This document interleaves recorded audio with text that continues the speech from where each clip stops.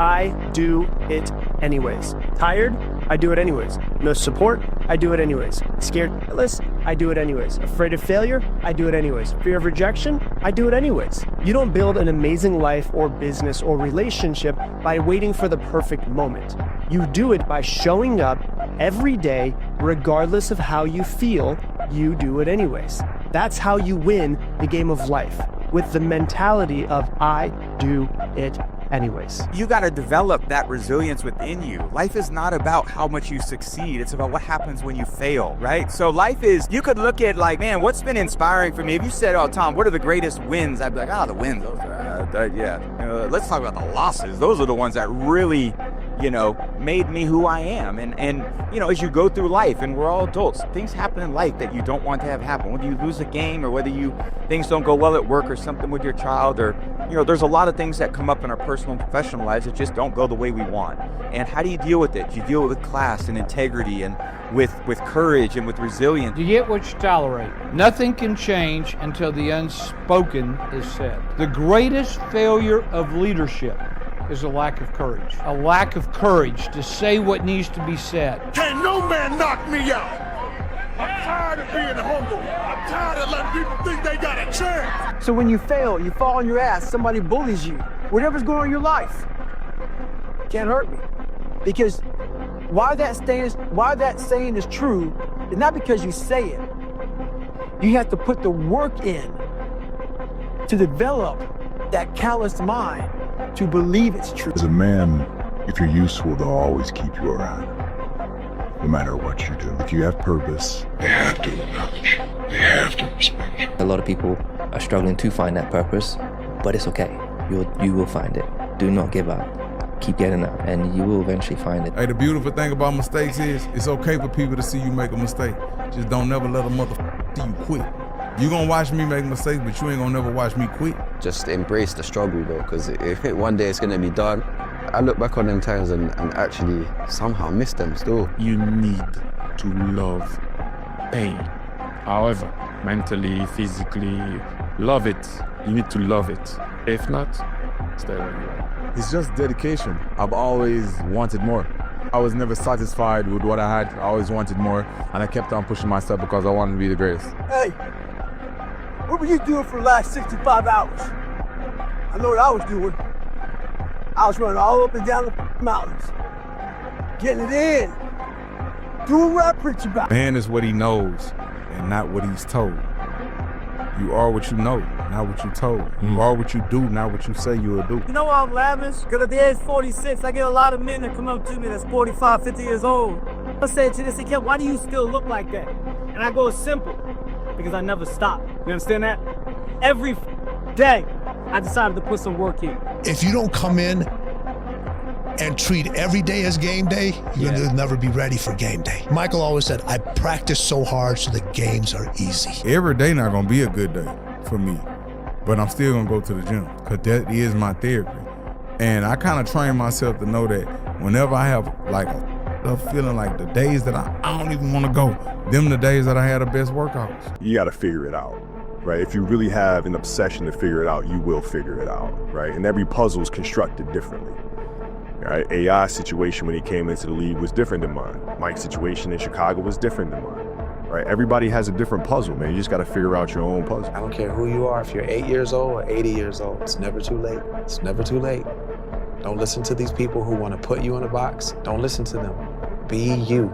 That's all it is. That's my only advice. I kind of just say, live yours. Don't die trying to live someone else's life. Switch my mindset, man, is I know who I am. Like losing, you find out who you are. And losing sucks, but in those moments, like when you're down, it's a great time to experience you.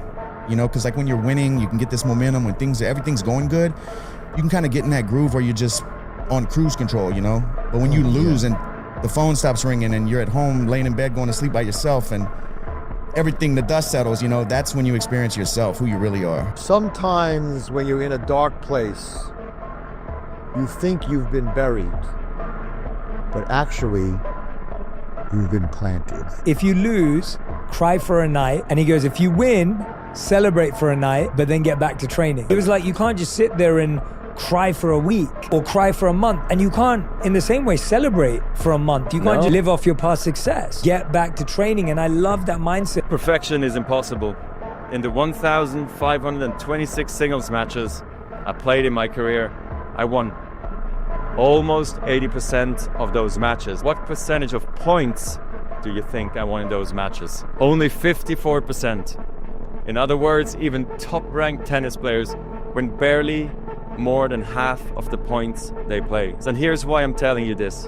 When you're playing a point, it has to be the most important thing in the world, and it is. But when it's behind you, it's behind you. This mindset is really crucial because it frees you to fully commit to the next point and the next point after that with intensity, clarity, and focus. It's a process. You look at process. What am I going to do? What can I control? Surgery, we'll do the surgery. Come out of the surgery, recover. From there, physical therapy. Okay, physical therapy, piece by piece by piece by piece by piece, start running, back on the court. And so I broke things down into sections and said, okay, I'm going to focus on resting right now. This is it. I'm going to focus on moving my toes and then walking. And then, so you look at every challenge at every step, and that's how you're able to be resilient and come back from these things. You got to be locked in, and you got to be focused. Whatever your hustle is, you got to give it 110%. Get rich or die trying. Either I'm going to get rich or I'm going to die in the process. I'm going to do what I want to do. And then if I die in the process, I was doing what I wanted to do. The day you stop learning is the day you start dying. So always be a student in life. Take that to the bank. If you think the price of winning is too high, wait till you get the bill for regret. Okay, and that bill is generational. That bill is generational, and a lot of individuals are passing that bill on from one generation to the next, to the next, to the next. If tomorrow is not a guarantee, how far would you push? If you thought that today was your last opportunity to ever do the thing, how far would you go? If today was the last day you were ever going to work out, to ever be able to train for a certain event, how far would you push? If you were a football player in college and this is going to be the last game you're ever going to play, how far would you go? How fast would you run? How much would you sacrifice knowing you're never going to lace it up again? If I'm being honest, man, like I live with some regret, man. And not just regret on things I've done, it's regret on how much I didn't do. Knowing that I had 100% and I went 89. 93%. I've definitely gone 100 a couple times. A couple times when I absolutely had to, I went 100. But if you think about like a workout, a sprint, a whatever, it's like, did you really go 100? Like, did you really lock in your mindset and say, if this was for everything, if the end state meant this, like, you know, my kids' lives are literally on the line. If I do not run at absolute 100%, how far would I dig in? How far would I go? People with very high expectations have very low resilience. And unfortunately, resilience matters in success. I don't know how to teach it to you except for I hope suffering happens to you. And I was fortunate that I grew up with my parents providing a condition for us to be successful on the one hand, but there were plenty of opportunities for setbacks and suffering, and to this day I use the phrase pain and suffering inside our company with great glee. And the reason, and I mean that, boy, this is going to cause a lot of pain and suffering. And I mean that in a happy way, because you want to train, you want to refine the character of your company. You want greatness out of them. And greatness is not intelligence. Greatness comes from character, and character is informed out of smart people. It's formed out of people who suffered. And so that's it. And so if I could wish upon you, I don't know how to do it, I wish upon you ample doses of pain and suffering. You don't have to feel good about it. You just have to keep going. I am not like everybody else. I don't want to be like everybody else. I have something inside which is burning.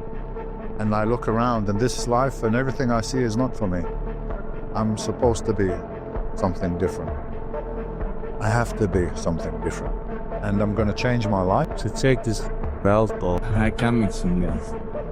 Only risk takers win. By definition, If you are the same as everybody else, if you're not taking a risk over and above what everybody else is taking, by definition, you can't win. I'm sick and tired of everybody telling me what I gotta think, how I do, putting a limit on me, you know what I mean? Just because you put a limit on yourself, don't put a limit on others, you know? Your guys' limit is sky, I'm reaching for the stars, I'm reaching for other universes. I'm gonna win. I always call myself a professional winner. The only thing that you can do is win so big that all of them constantly compare themselves to you, and then you'll forget they exist. The ultimate form of revenge for me is success. I'm gonna keep being successful and make you look like shit.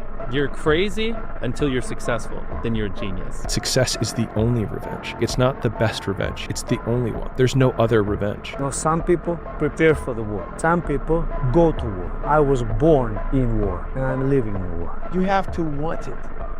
You have to want to be a stronger version of yourself. I can't give you that. That's something that you have to want. You have to have a desire and a hunger and a dog in you that wants to become a stronger human being. And if you want something in your life, as hard as you want to breathe, you're always gonna reach it. I am on my way. Every day I wake up, I'm one day closer to death. So what you gonna do with the time you got left? It's what you say to yourself on a daily basis. If you say, you can't hurt me, can't hurt me. Every time I got my ass kicked in everything I did, whether it be a fight or a test or going through SEAL training or Ranger school, can't hurt me, can't hurt me, can't hurt me. It starts to get in your mind. And before you know it, it's the